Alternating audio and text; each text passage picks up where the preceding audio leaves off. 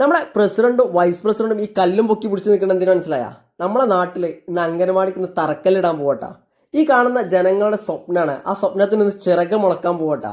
നമ്മളെ കുരുന്നുകൾക്ക് ഇനി പാറി പറക്കാൻ സ്വന്തമായിട്ട് ഒരു അംഗനവാടി കെട്ടിടം നിർമ്മിക്കാൻ പോകണം. നമുക്ക് സ്ഥലം അനുവദിച്ച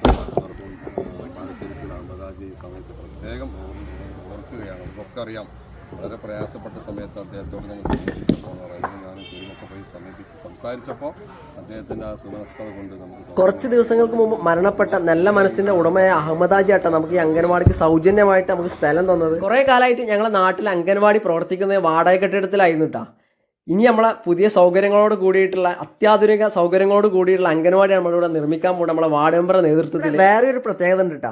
ഈ പലഹാരങ്ങളൊക്കെ ഉണ്ടാ, ഇത് നമ്മളെ അംഗൻവാടി ടീച്ചറും നമ്മൾ ഈ അംഗൻവാടി ഉണ്ടാക്കേണ്ടതിൻ്റെ തൊട്ടടുത്തുള്ള വീട്ടിലെ ഉമ്മമാരൊക്കെ ഉണ്ടാക്കി കൊടുത്തയച്ചാട്ടാ. നമ്മളെ നാട്ടിൽ ഇങ്ങനെ ഒരു അംഗൻവാടി വരുന്നതിൻ്റെ സന്തോഷത്തിൻ്റെ ഭാഗമായിട്ട്.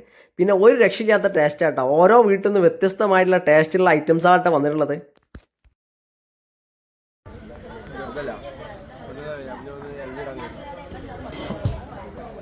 আমি একটা বানিয়ে